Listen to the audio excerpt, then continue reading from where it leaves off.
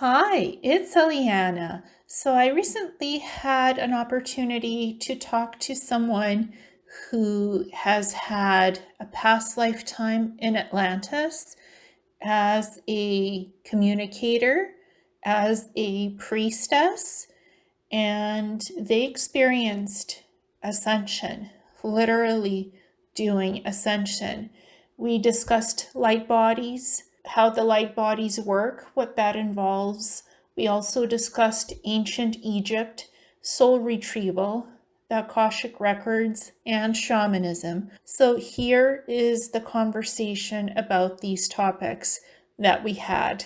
I had a past life regression of myself in Atlantis, and I saw technology there. That later, when I visited Damahur, in Damahur, the founder of Damahur traveled to Atlantis, but he traveled with his body, you know and he took a friend with him who had photographic memory, and that friend was able to draw because they couldn't take any objects, anything. They traveled naked, like Terminator, and so they couldn't take anything with them, no camera, nothing. So that friend could draw the things in Atlantis in the period where they traveled, and it was exactly what I saw in my regression. There was a device for communication, and it was exactly the same thing. Wow, when I saw it, yes, I always find confirmation, sometimes years later, sometimes immediately. I remember when I was during Atlantis as the geneticist, I had a sort of like a cuff with a crystal in the middle and it had buttons around it, and it was the communication device. You press certain crystalline buttons and the main crystal lights up, the pearl or the moonstone, and you talk. Wow. No, what I saw, it was like a rose bud with petals they could open. It was as large as this room, as tall, I mean, and about 5 meters wide. And when it opened, it was like a computer station, that like a server. Uh, and what happened is that it started to malfunction. The operators, I was an operator working with it, making the connections, but with my mind mostly. And we started to have terrible headaches. And then there were power fluctuations in the system. And then it broke down, and everything collapsed. We couldn't access areas that we used to access before. It was because it had been virused, it was corrupted. But here it was the system, not only the people, Yeah. It was, and then some of us died because we were connected mentally to the system that relate the information. So it was an energy overload, almost like an energetic flow overload. And some of us were like drunk, but when and then there were earthquakes and it all collapsed. And yeah, but I was amazed when I saw the device. It really existed. Somebody else was drew it. He depicted it. Yeah. And it's interesting that they have to go naked to that timeline. So did they physically go naked to the timeline of Atlantis? Yes, yeah, and they have a technique. They have a special. Have you visited Damahur in Italy? No. It's a temple that was built secretly in the 60s, and then one of their people betrayed them to the authorities, and the authorities came with machine guns, the police, because he said that there were drugs. There were no drugs at all. And it is beautifully painted like the Egyptian temples or Indian temples of the ancient period, inside, underground, everything. And is it still there today? Yes, it is open to visitors. They have all kinds of spiritual courses, like even alchemy courses. So They went back in time to Atlantis naked. They have a special room and they use water somehow in order to move the body. They displace it by, I don't know, they use water somehow, which is the equivalent of the body mass and body weight. Becoming lighter, the body, physical body becoming lighter. And light travel. The body is able to go into a light field travel, but nothing can be impeding that light field travel. It has to be very pure. That's why they can't wear anything or have anything on them. And the only thing they could do, like something like a ring or a small thing in their mouth, that's all they can take with them. And yeah, and they can also travel mentally, like you know, spying what is happening through the eyes of animals. Birds, they can spy like this. And they also take you know, measures to know if they want to change the present. I told you that they created a new timeline, and they have some rooms outside of time where they can go to check if it has changed, and because they have proof, like a newspaper, and they see if it's different, or books to see. It's very interesting. Yeah. Have you gone there? Well, I visited the place twice. In Damahur, I went there. Oh wow. Yeah. And so what energy did you feel from it when you were there? Well, it is colorful. And it's also magical, like you know, like being able to enter the world of fairies, the world of wizards. You know, they have all kinds of statues of the god Pan, of different gods from older cultures in their gardens, because they have beautiful gardens. And their project is to access the deposit of energy from these gods who were sleeping. It means they were no longer worshipped, but the energy was deposited somewhere, and they woke them up. Only the gods, they woke up the gods who are allies of mankind, like Horus, who is a positive, they say it's a positive deity. And they use the energy of these gods to make a new timeline. This is what they claim. It sounds interesting. Yes. Not sure about the waking up the gods, but definitely it feels like it's truth that they went to Atlantis. That Yes, feels truthful to me. yeah, there are pictures online, if you are interested, that of that man who had photographic memory, and he drew what he saw. He made picture details with hundreds of details, thousands of details. Wow. It sounds like a very unique place that allows you to go shift time and go anywhere in time. And it's not like going into the past. It feels like you're in the time frame. It's not traveling to the past.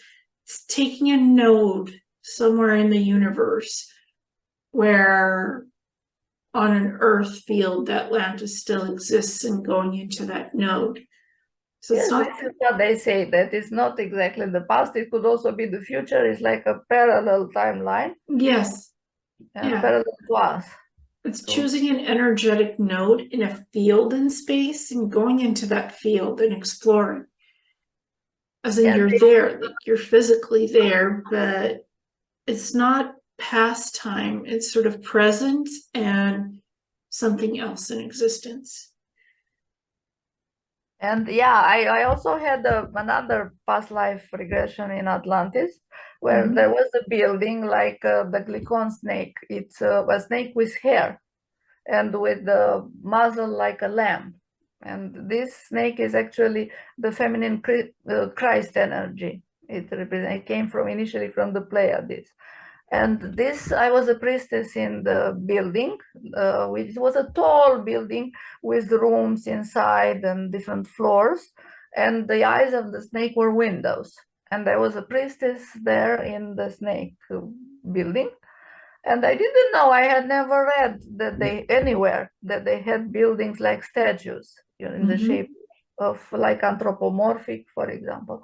And this man, Falco, Sake, the man who traveled from Damahur, he traveled to Atlantis.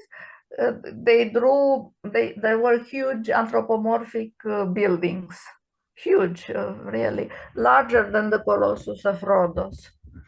And so it was like what I said, that I saw the snake building, huge. And uh, that priestess that was part of myself, she ascended in a higher dimension.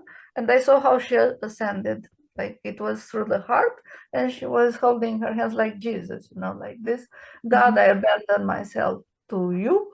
And then she turned the inside out somehow. And there was like going into the light body frequency and removing the mass of the human body itself to the light field, transferring everything to the light field. You're being pure, imbuing pure light, being pure light. That's how you ascend.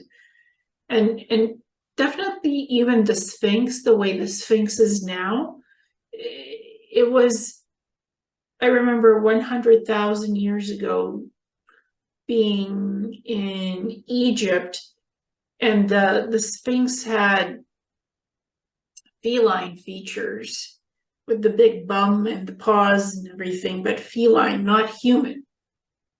More like a lion face than, not a jackal. That's not correct. It wasn't a jackal. It was more like lion, feline features.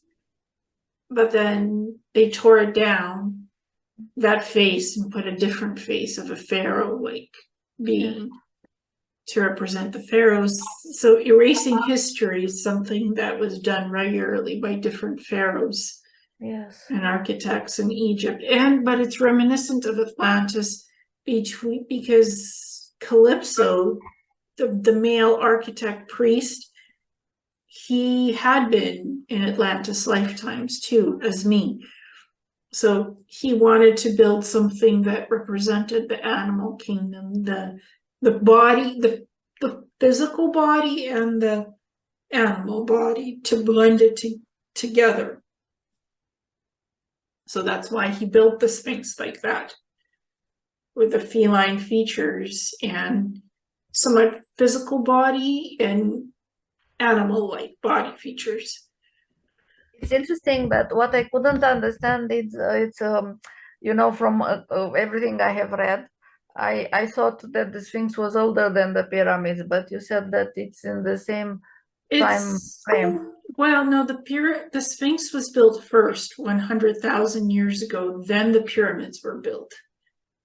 But 50 years later, 50,000. Yeah, I see. Because you said that you probably had different incarnations, I suppose. So I started 100,000 years ago. I started working on the Atlantean Egyptian Hall of Records underneath the plateau. And then I built the Sphinx and tunnels to the Sphinx. I remember he started building the halls of records, the Egyptian Atlantean halls of records, like 3 chambers underneath the plateau. So he started with that. Then he built the Sphinx and the entrances to 2 of the chambers. And he left one entrance unfinished. And then later on, the plateau pyramids were built, the Giza pyramids. That entrance was connected. Yes.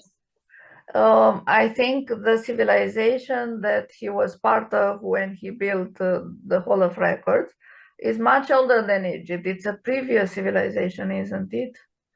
He was Syrian, so it was Syrians who were building it. It was a Syrian civilization. And then later Egyptians, they taught the Egyptians and they took over building more things. Yes. Were there really 2 sphinxes? Because there is this idea that circulates. No, I remember only building one Sphinx, but later the face being changed. It's not the original face, and I was kind of upset that the face had been changed. Yes, of course. Yeah. So I remember one Sphinx. but the pyramids have been rebuilt, built, rebuilt, built, rebuilt. It's not the same pyramids, not the original pyramids. Except the large one. Yeah, yeah. So, and there were portal systems there that the Syrians used to travel. So the capstones were removed from the pyramids and the portals were shut down. Yeah, well, it's with an age where it was appropriate, perhaps, because it would have been used for a negative purpose. And anyway. Yeah, because it was targeted by the Draco and the Anunnaki, the portal systems. That's why they were taken down. In Bosnia, there are 5 pyramids. There is a complex of pyramids and tunnels underground, and the tunnels were 80% filled with rubble, in order to by the Syrians probably too. And it probably was done in order to prevent the use of the complex for negative, for the negative. Because the capstones and the crystalline obelisks were taken down to inner earth through the tunnels and the chambers. There was 2 portals. One portal went to inner earth and one portal went to the halls of Amenti in the 7th dimension. So that's where the capstones, inner earth, some of the crystal obelisks, inner earth, and other portal technology through the halls of Amenti. They just dismantled it because they didn't want the Dark Ones to use that as a weapons system. But you realize when they told me that I ascended in Atlantis, I said, wow, that's crazy. Look at me now, I'm so low vibrationally. How was it possible? And Spirit said, well, you don't understand about time. You don't know. I still don't understand completely. So perhaps it was a self of a part of me, an aspect of me that ascended, or it's a different timeline.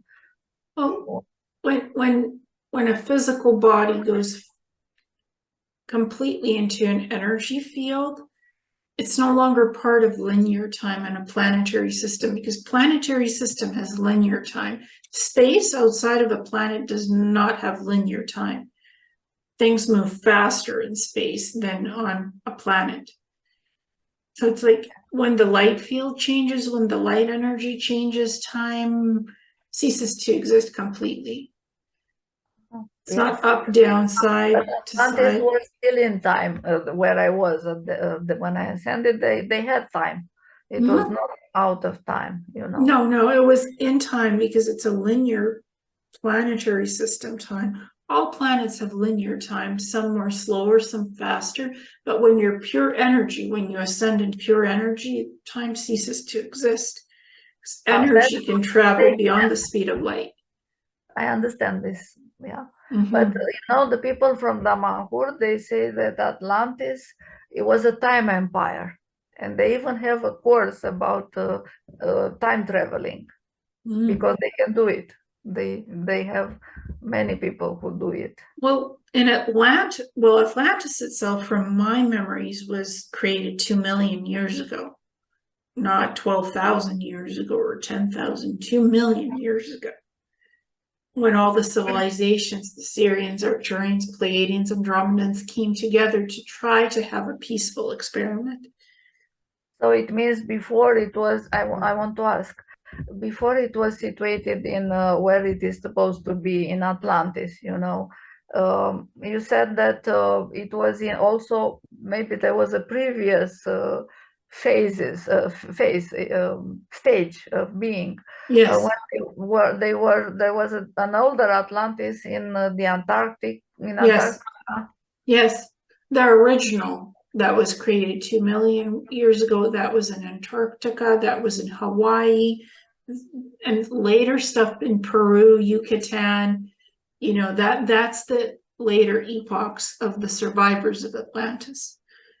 Oh, may I ask, because I'm interested in these things. I thought that Hawaii and Easter Island and Lemuria, they were parts of Lemuria too. Yes, yeah, that they were part. I thought it was so Lemuria. Actually, it was founded after the original stage of Atlantis.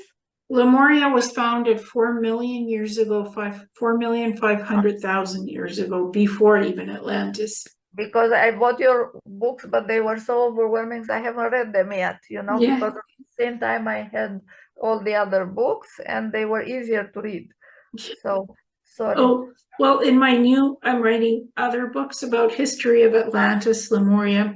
Lemuria was created even before Atlantis. Well, in fact, everybody says so. I was a Yeah. bit confused because you said it was that the Atlanteans were in Hawaii, and I knew that Lemuria was in Hawaii. Yeah, well, Lemuria first started, so in Hawaii, but Lemuria 4 million years ago, 500,000, 4,500,000, then Atlantis 2 million years ago. And the Lemurians were still existing? Yeah, they were.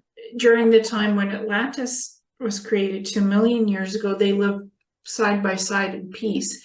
It's the later epochs that had the more human influenced factions. Infiltration started. When Atlantis fell apart and they created other satellite systems of it with the human stuff more integrated, that's when it went to Peru, the Yucatan.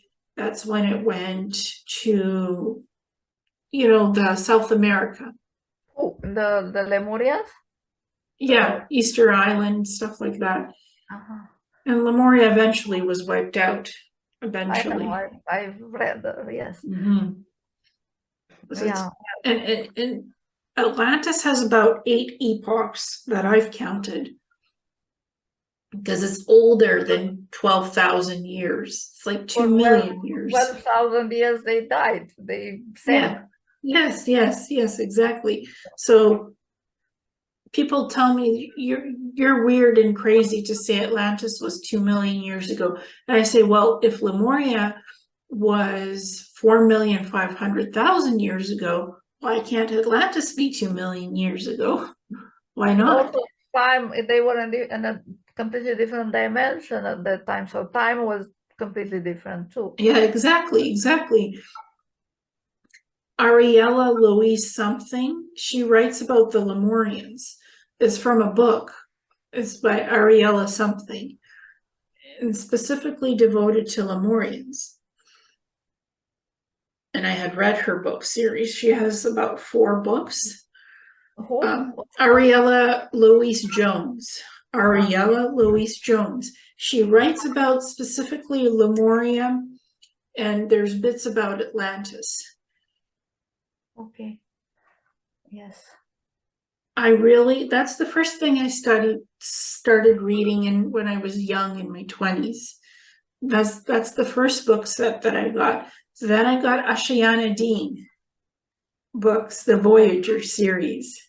Yes, she speaks about the Emerald Order, I think. Yeah. Oh, and she speaks about Lemuria. She speaks about Atlantis, the Anunnaki, about all of Earth history. Okay. It's like I got these books in my 20s, and now I'm going back for the history of the records to include as studies in my own books that I'm writing now about all of this, because I have 13 books that I'm writing currently. How can you do so many things?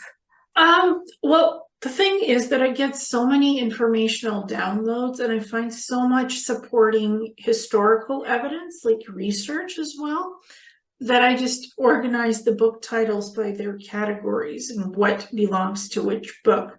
And that's how I structure it.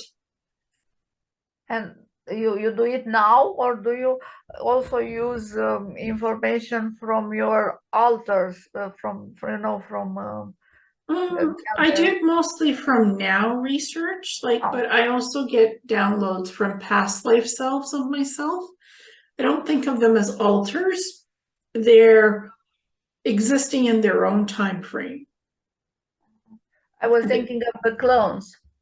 No, they're not clones, though. They're living beings that exist outside of this time frame. in their past life selves of me. Yes, past life selves or aspects as they Yeah, are. aspects of the self, but they're not clones and they're not alters.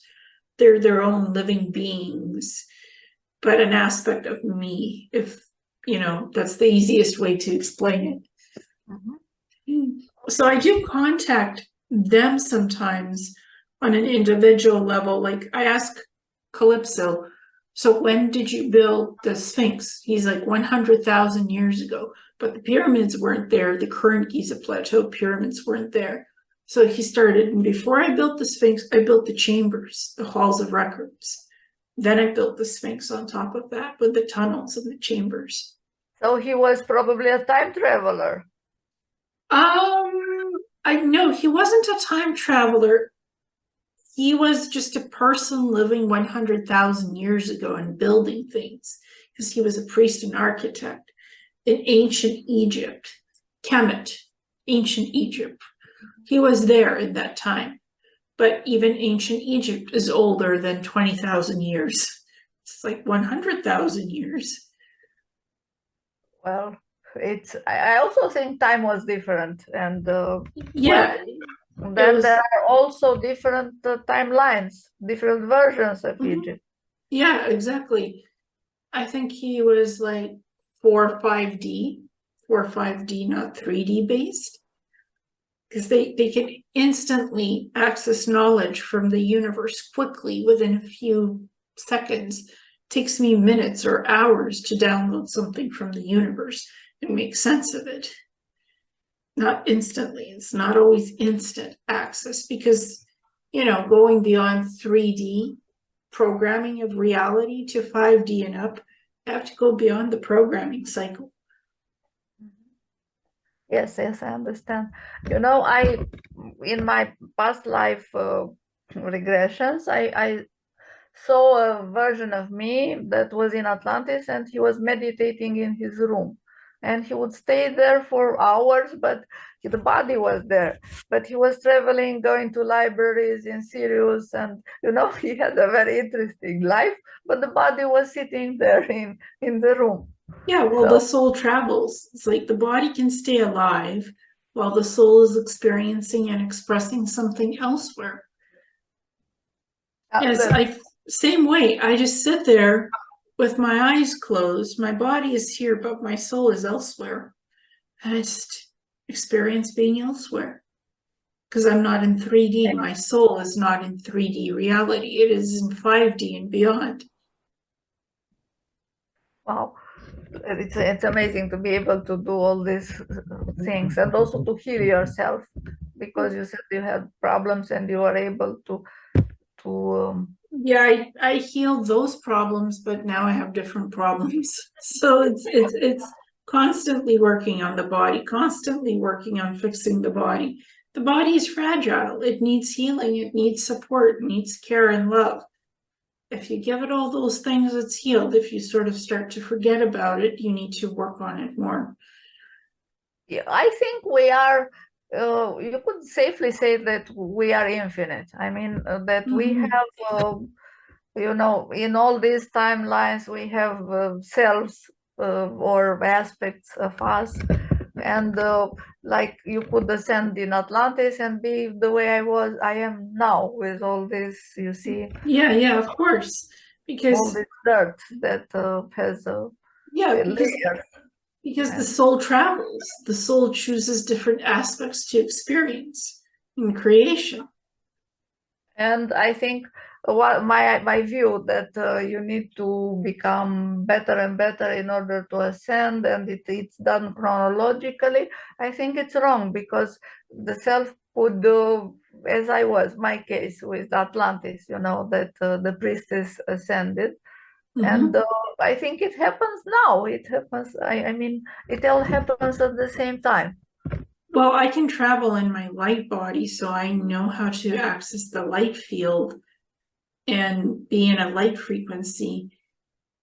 And I could probably choose to leave this physical body and just go, but then the physical body disintegrates because the soul has left. So it's like, how do you find a balance where you completely ascend so nothing disintegrates? How do you completely enter the light field so you don't leave anything living behind to die? This is the question. How do you do it? You mean the body disappears? It doesn't, nothing remains there to rot. Yes. How do you take the body into the light field completely and leave nothing behind to die? So you are Because thinking about this.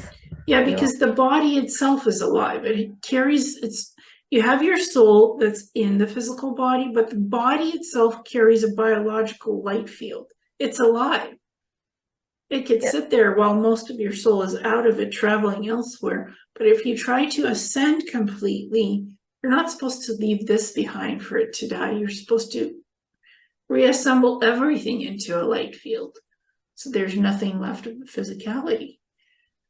Yes, then this is, well, you know, Ismael Perez says that we're going to ascend with the physical body, take it with us.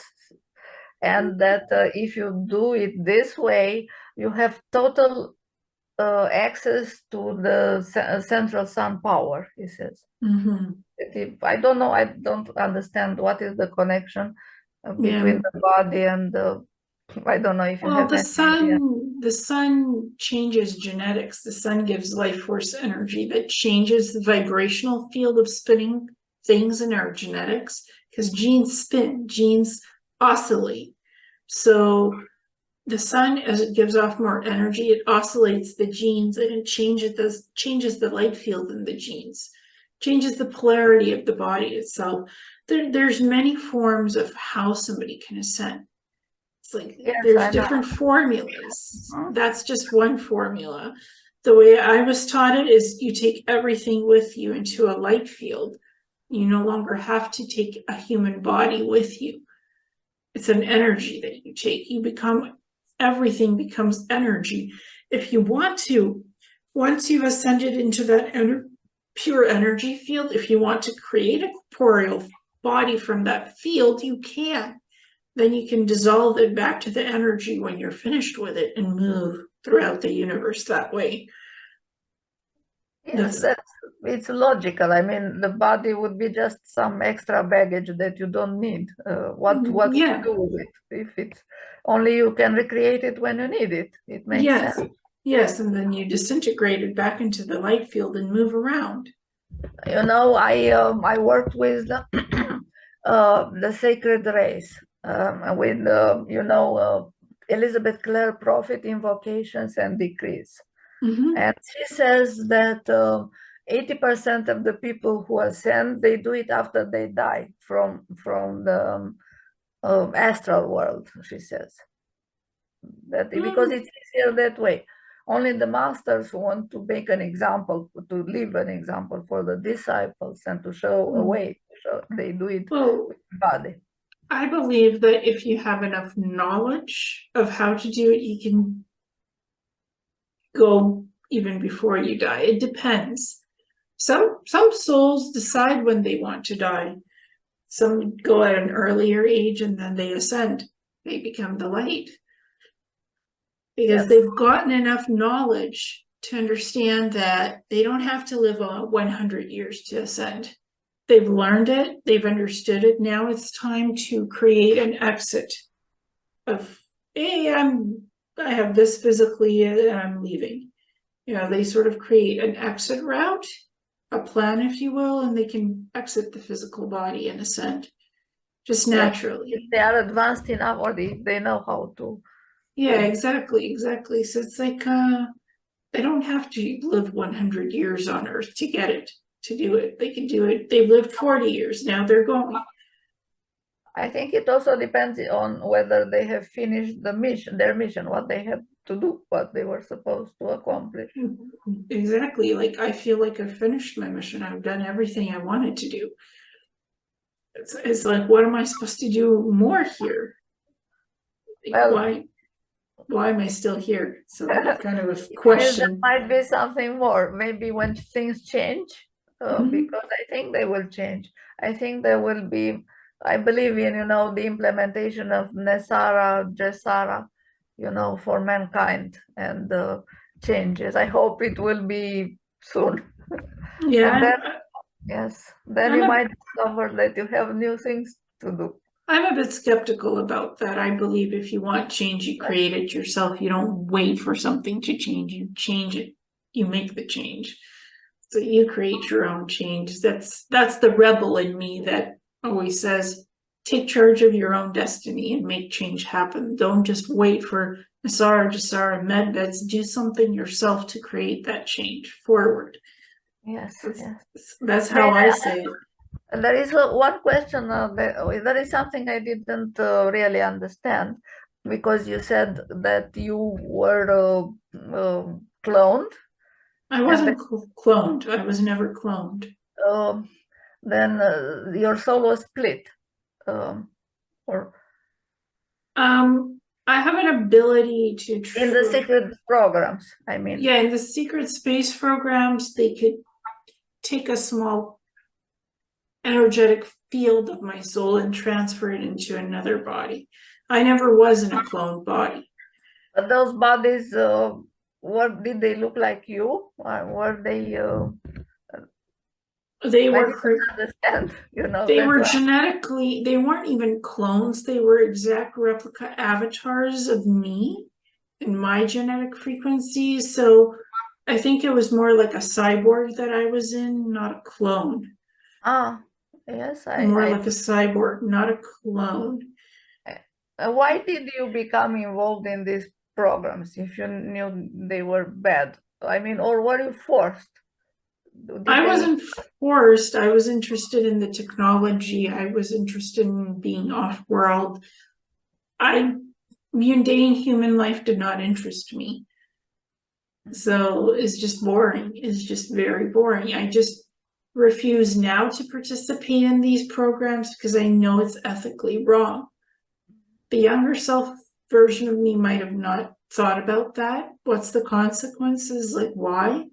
Now I'm understanding why it's not legal to do that. It's unethical. But the younger self's like, technology. I want to be off world. I want to experience all this interesting stuff. I love space. I love exploring.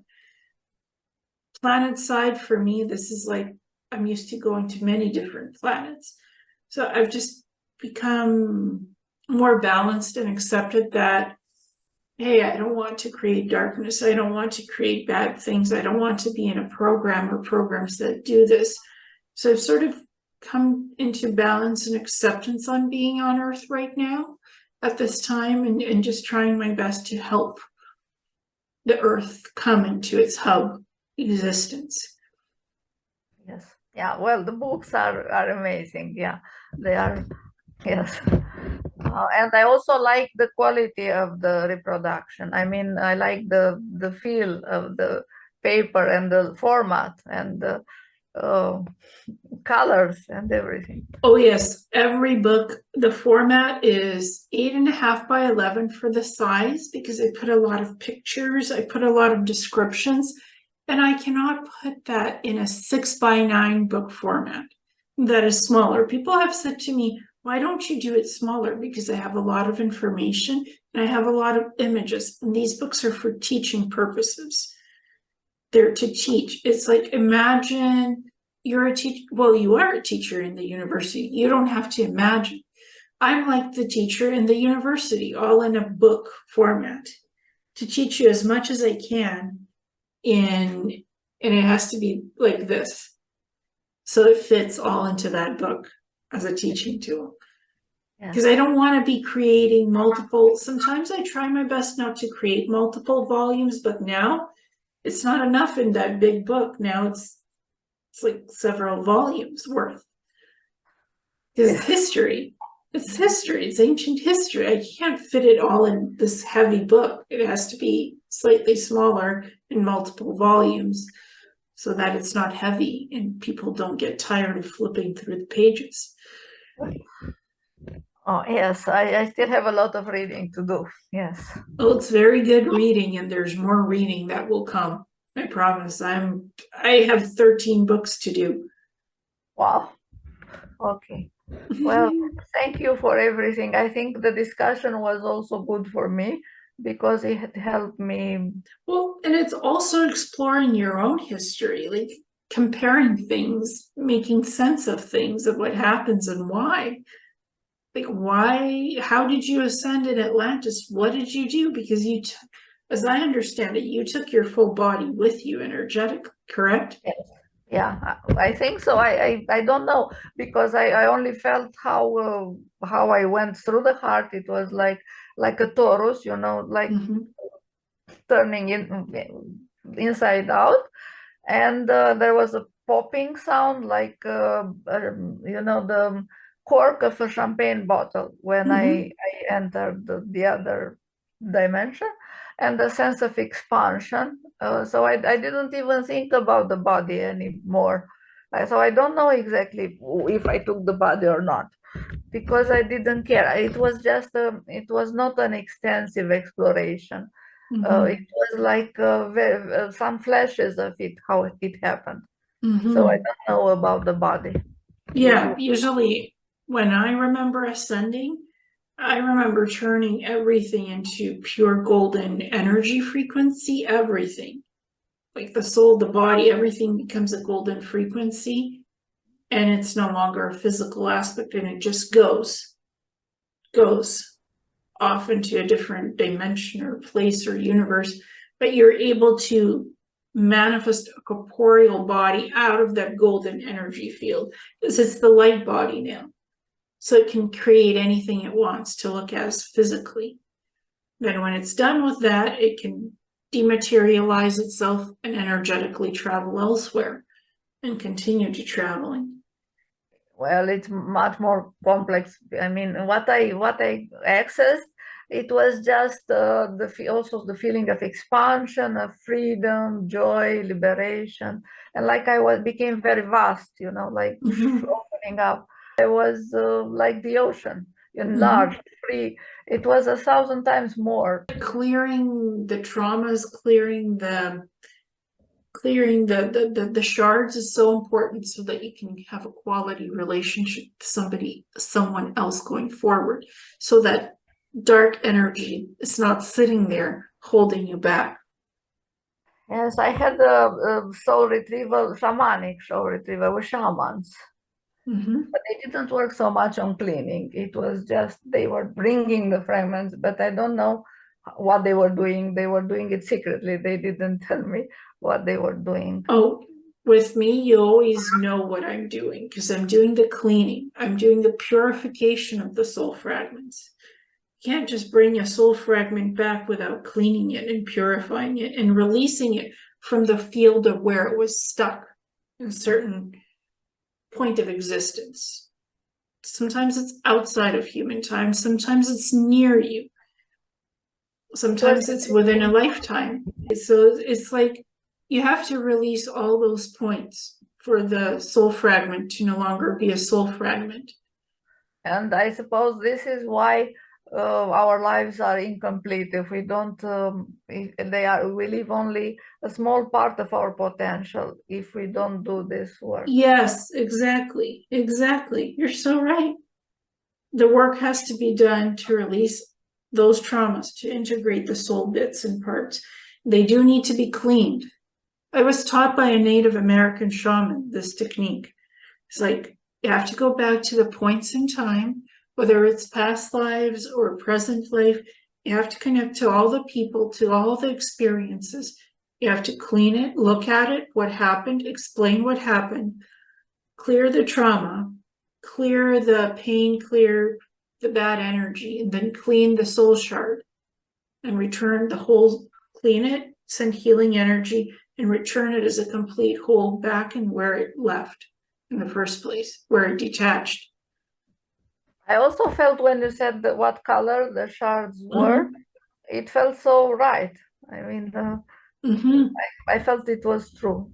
Yes, because they are a certain frequency when they're not balanced and when they're sort of like broken outside the existence of the soul. Because you said to me you felt empty in certain spaces of your soul field, and that's where the missing pieces were, outside the self. And now they're all integrated and it's all clean, and it gives you a chance at an opportunity to move forward and not be kept backwards. Thank you very much. You're very welcome. I enjoyed the whole meeting, also the discussion.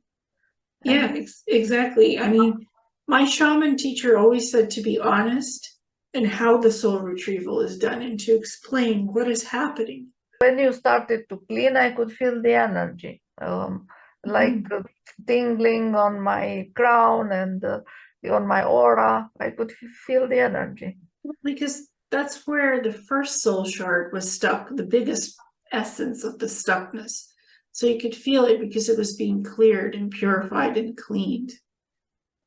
I have another question. You know, when I access some of the past lives, sometimes I wonder if I'm not imagining them, or other times I wonder if they are not records of other people's records taken from the Akashic record. It could happen, yeah. When it's truly yours, you truly resonate with it, that it's yours and what's happening. Sometimes it might not be yours. But it's the same frequency of pain, you know, they Yeah. are very similar. As you were speaking, I didn't feel it emotionally, I felt it physically when you were doing the cleaning. Yeah, because the cleaning was taking away all the things that shouldn't be there connected to you anymore, like releasing it from that past life. And sometimes you can, when you go into the Akashic records, accidentally access somebody else's past life memories and it's yours and you don't feel any connection to it because it's not yours. But when it's truly yours, you do feel a deep connection. Oh, okay. You feel like, that is me in a different form. My soul feels that connection.